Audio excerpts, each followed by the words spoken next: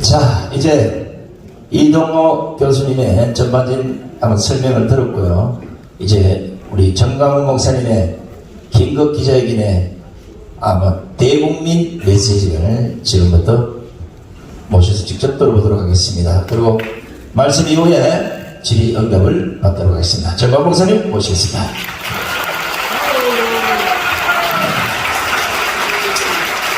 존경하는 국민 여러분, 그리고 1200만 기독교인 여러분, 30만 목회자, 25만 장로님 여러분, 특별히 지금 거대한 감옥에 갇혀서 태어나서부터 죽을 때까지 감옥에서 살아야 되는 2500만 북한 동포 여러분, 저는 오늘 이 시간에 역사의 분기점에 지금 서 있습니다.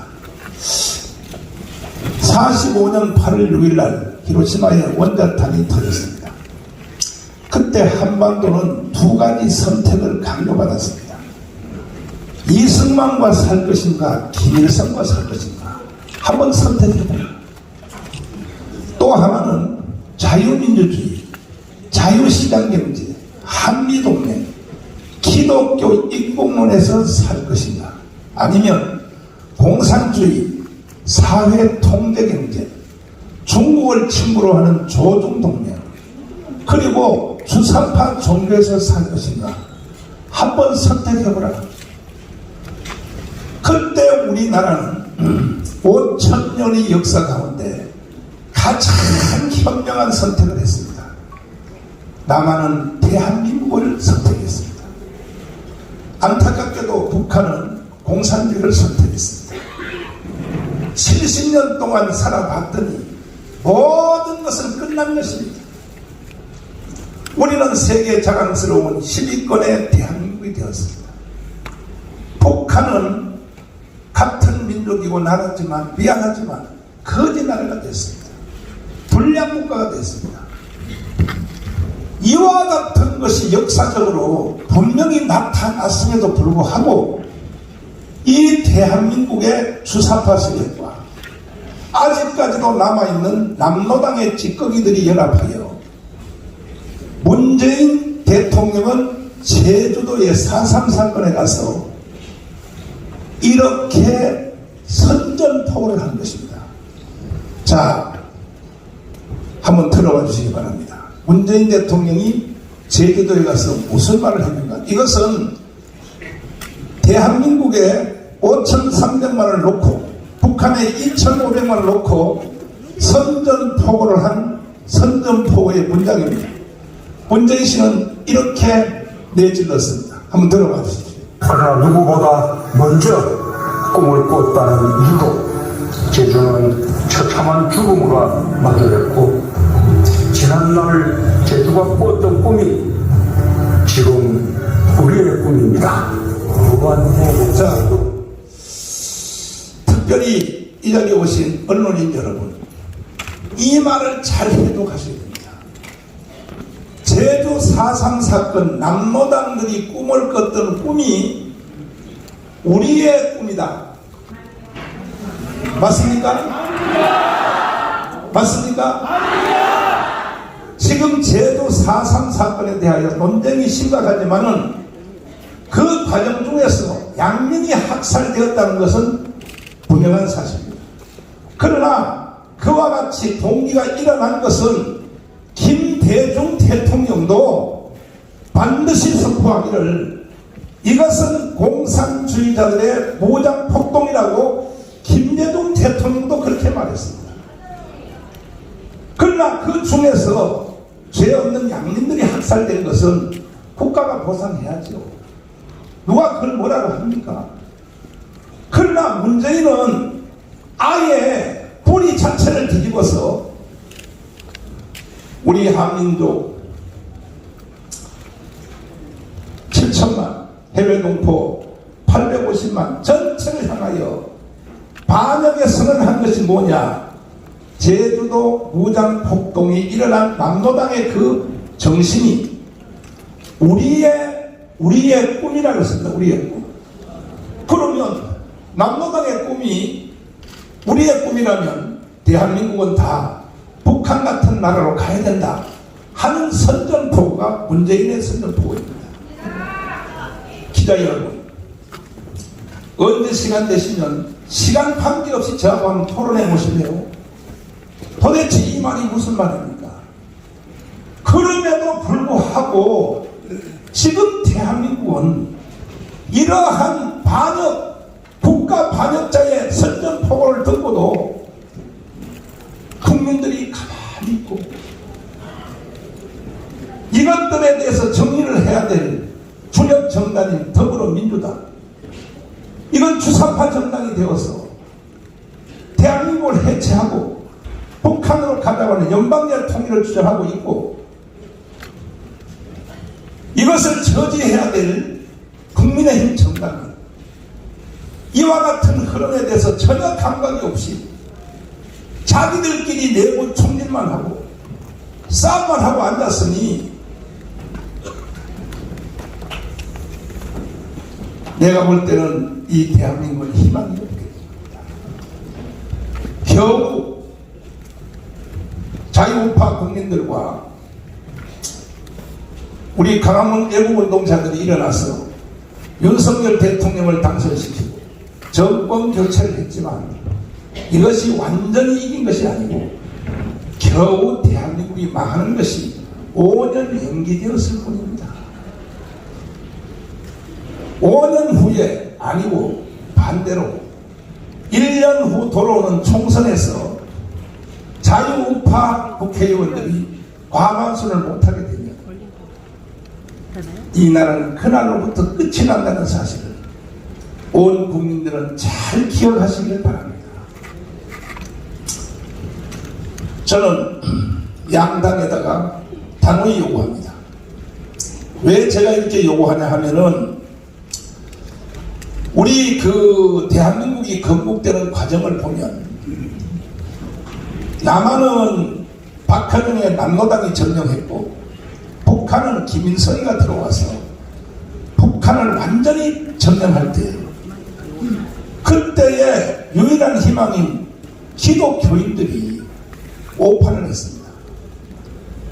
김일성 외삼촌인 강야국 목사를 데려와서 북한의 기독교인들을 선동하니까 최고의 그때 목사인 부흥사 김익두가 속아서 넘어가서 김일성의 손을 잡고 북한 전역을 다니며 하나님이 보내주신 위대한 지도자라고 이렇게 북한에 있는 기독교 세력들이 속아 넘어갈 때에 젊은 목사인 한경직 목사는 이것은 아니다 판단하여,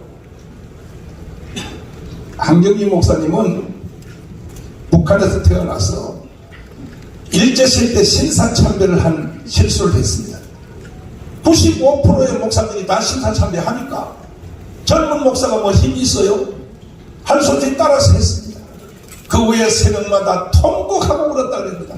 돌아가실 때까지 내가 왜 그 순간을 이기지 못하고 신사참배를 했는가.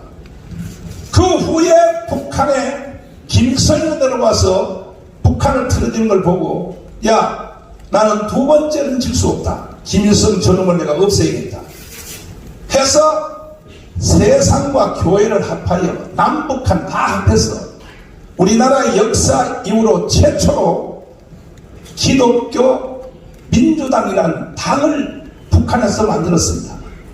이것이 최초로 만들어진 당입니다. 김하식 목사와 함께 한경직 목사님이 만든 겁니다. 김일성과 싸우려고. 그때 조만식 장로님이 말씀하시기를, 목사님 이렇게 하시다 순교당합니다. 빨리 싸울 시간을 벌기 위하여 남한으로 피하여 가세요. 나도 정리하고 내려가겠습니다. 그래서 한경직 목사님이 남한에 내려왔더니, 김일성을 피하여 내려왔더니 남한에는 박헌영이가 남로당을 가지고 국민들의 78%를 선동하여 틀어지고 있어서 제주도로 도망갈까? 제주도는 김달산 이덕구가 남로당에 무장폭동을 일으켜 하와이로 갈까? 얘라, 목사가 자기 혼자 살려고 미국으로 도망간다. 있을 수 없다. 난 여기서 순교하리라. 그리하여 두 번째 정당을 만들었습니다. 한경직 목사가 만든 겁니다. 기독교 사회당을 만들었습니다. 만들어서 매주일마다 어제도 특별검사 영락교회 장로님을 주일마다 가르치고 박헌영 저놈을 잡아라. 저놈을 잡지 않으면 대한민국 희망이 없다. 그리하여 결국 정판사 사건을 미행해서 잡았어요. 이 박헌영을 북한으로 추방한 것이 대한민국이 살게 된 동기가 된 것입니다. 그리고 왜 동양의 성자라고 하는 이 한경지가 어찌하여 정치의 일선에 나와서 북한에서는 기독교 민주당, 남한에서는 기독교 사회당, 기사당 왜 만들었을까요? 이분은 브리스턴에서 박사학위를 받은 사람입니다. 세계 역사를 잘 아는 사람입니다. 그래서 나라가 위험할 때는 종교인들이 일어나서, 특별히 기독교가 일어나서 이 운동을 하지 아니하면 국가가 바로 살 수 없다는 것을 한경직은 잘 알고 있었기 때문에 기독교 민주당, 기독교 사회당을 만들어서 운동을 하다가 이승만 대통령이 귀국하여 정치하는 걸 보니까 이건 당만 자유당이지 속성은 기독당하고 같은 거예요. 그래서 해체하고 이승만의 자유당에다가 갖다 바쳐서 기독당이 없어진 것입니다. 그 후에 조영기 목사님과 김중호 목사님이 저와 장경복 목사를 불러서 반드시 대한민국 없어진다. 20년 전입니다. 반드시 한국교회 없어진다. 두 젊은 목사가 빨리 기독당을 만들어 여의도에 국회의원 2명이라도 집어넣어야 된다. 이래야 국가가 살 수 있다. 하여 저희들은 원로들의 뜻을 받들어 행동대원으로 25년 동안 정말로 고생 많이 했습니다. 해보니까 안 되더라고요. 첫 번째 선거했더니 26만 표, 두 번째 했더니 32만 표, 세 번째 선거했더니 43만 표. 1,200만 기독교인이 있는데도 불구하고 이해를 못하는 거예요. 그 전에 이제 4.15 총선 바로 전 선거에서 드디어 분기점이 넘었습니다. 77만을 때렸습니다. 그리하여 최소한 이제 당원이 100만 명 가까이가 확보된 것이 현실입니다. 한번 선관위 가서 조사해 보세요. 기자 여러분. 우리는 정치를 목적으로 하는 정당이 아닌 것입니다. 대한민국을 지키고 한국교회를 지키기 위하여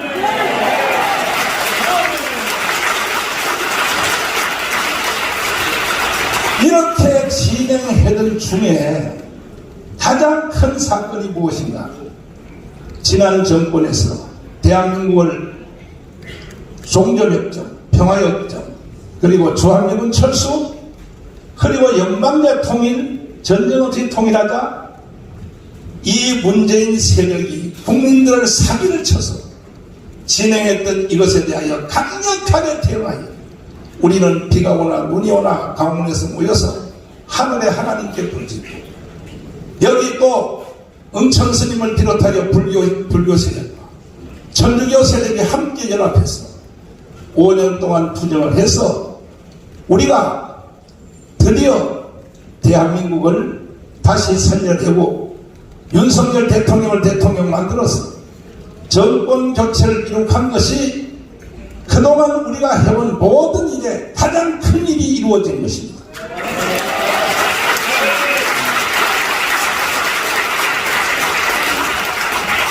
이런 깊은 내용까지 말씀을 드려야 되나 하는 생각이 있지만 저는 몇십 년 동안 이 대한민국 지키기 그리고 종북 주사파 이들과 싸우기 위해서 할 수 없이 전략상 저들도 그렇게 하니까 나도 민노총에다 간첩을 3명 심어놨어요. 정교조에다 3명 심어놨어요. 10년 전에 심었습니다. 그리고 또 이 더불어민주당 보좌관들 중에 2명을 우리가 간첩을 심어놨습니다. 왜? 저들이 대한민국을 해체하고 북한을 넘기려고 하기 때문에. 작년 9월 달에 저한테 보고서가 왔는데 잘 기억해 보십시오. 특별히 언론인 여러분 기억해 보십시오. 뭐라고 왔느냐? 저쪽은요 주일학교 애들부터 정치인까지 전체가 한 몸으로 되어 있습니다. 자유우파는요, 각자가 다 갈라져 있습니다. 그래서 그때 보고서 오기를, 자, 돌아오는 대선에서 이재명이가 대통령이 당선되면 6개월 안에 연방제로 간다. 이걸 결의한 것입니다. 한번 언론 여러분 취재 한번 해보십시오. 만약에 윤석열이가 대통령이 되면 박근혜처럼 다시 탄핵시킨다. 1년 안에. 이 전략이 9월 달에 완성된 것입니다. 그리고 예행연습에 들어갔습니다. 그 표가 뭐냐? 체제 대전환입니다. 들어보셨죠? 노동단체가 노동의 임금, 노동시간, 복지시설 그걸 가지고 촛불 시위를 하든지 강원에 와서 난동을 부르든지 누가 뭐라고 하겠습니까? 그러나 노동단체, 종교적, 또 좌파 시민단체 이들의 세력이 체계를 대전환하겠다. 더불어민주당 국회의원들이요, 체계를 대전환하겠다. 이걸 공개 선언하고 예행연습에 들어갔습니다. 작년 9월달부터입니다. 그럼 체제를 어떻게 전환하겠다는 것이냐? 무슨 체제에서 무슨 체제로 바꾸자는 얘기냐? 이건 해석할 필요가 없죠. 자유민주 체제를 해체하고 북한 체제로 가자고 하는 선언인 것입니다. 토요일마다 오늘까지 계속하여 그 집회를 계속하고 있습니다. 체제 대전환. 이런 것을 문재인은 저쪽의 세고의 두려움으로서 남로당의 꿈이 우리의 꿈이다. 이렇게 선전포고를 하고, 민노총은 체제 대전환이라고 하는 이러한 선전포고를 함에도 불구하고 국민들의 절반이 속아서 도대체가 무슨 일이라는지 모르고 있다면 이 대한민국은 절대로 올라가지 못하고 길어봤자 5년 아니면 1년 후에 총선에서 져버리면 대한민국은 지구촌 역사에서 사라질 것이라고 판단하는 것이 저의 생각입니다.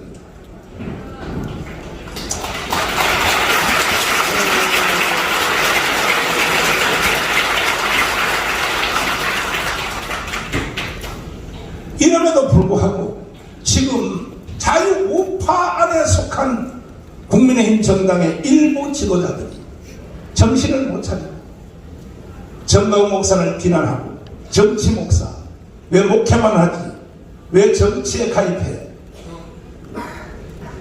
이게요, 도대체가 이 국민들이 너무 공부를 안 하고, 국민들이 공부를 안 한다는 것은 기자님들이 공부를 안 하기 때문에 국민들에게 거짓말을 계속 기자님들이 전달하니까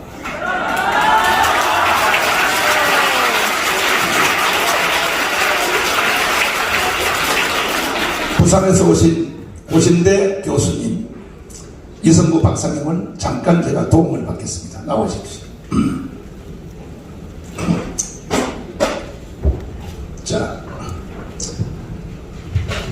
고신대 교수 하셨죠? 네네. 올 때는 고신철 영국에서 공부하셨죠? 네네. 자, 교회는 정치하면 안 됩니까? 교회는 이 땅의 모든 일에 관해서 하나님이 다스리시도록 관심을 가지고 기도하고 모든 영역에 하나님의 주권이 임하는 것을 가르쳐 주어야 합니다.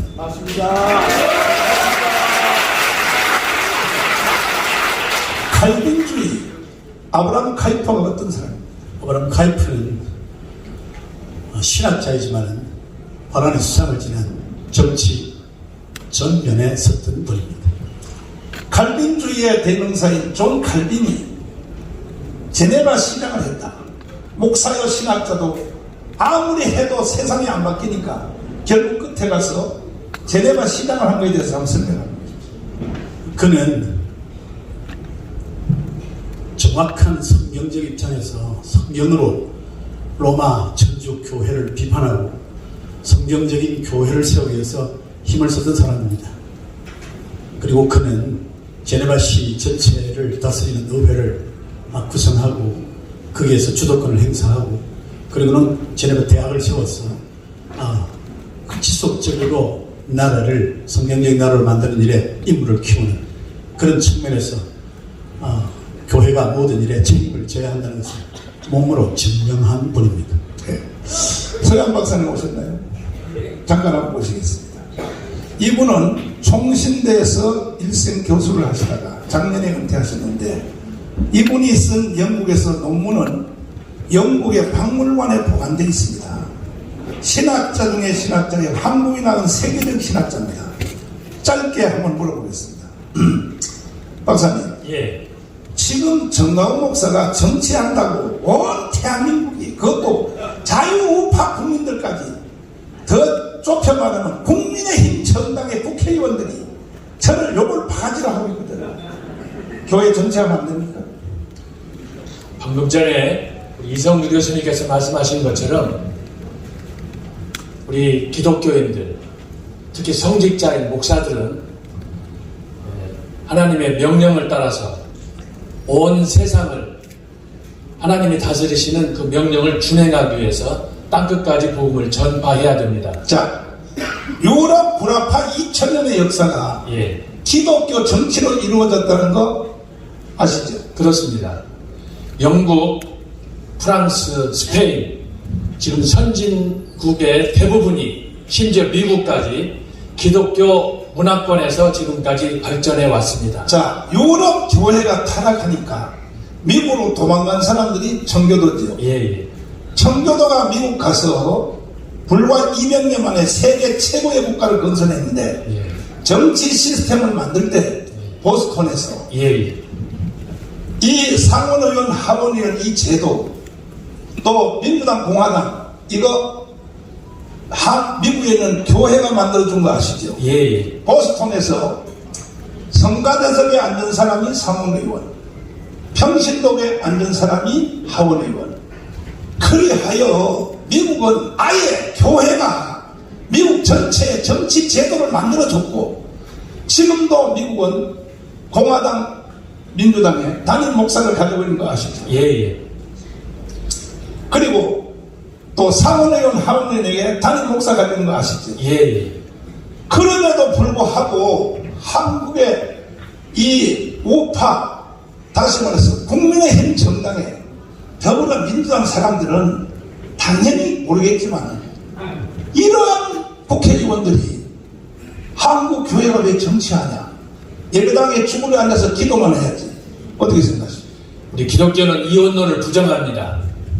하나님께서 창조 사역을 통해서 온 땅을 하나님의 나라로 만들도록 명령을 하셨기 때문에 성직자는, 특히 목사는 그 일에 선두에 서서 그 일을 집행해야 될 의무가 있다고 믿습니다. 감사합니다. 존경하는 국민 여러분, 저는 한경기 목사님, 동양의 성자인 한경기 목사님 정신과 조영기, 김정복 목사님의 정신과 지금도 살아계시는 최고의 원로들, 한기총의 길자연, 이용규, 지덕, 이광선, 이 어른들의 정신과 명령을 받들어 반드시 한국교회 전체가 다 일어나서 대한민국을 지켜내고 자유통일 완성될 때까지 어떠한 핍박과 어떠한 조롱이 오에도 불구하고 목숨 걸고 우리는 이 일을 해낼 것입니다. 장인 목사님, 잠깐만요.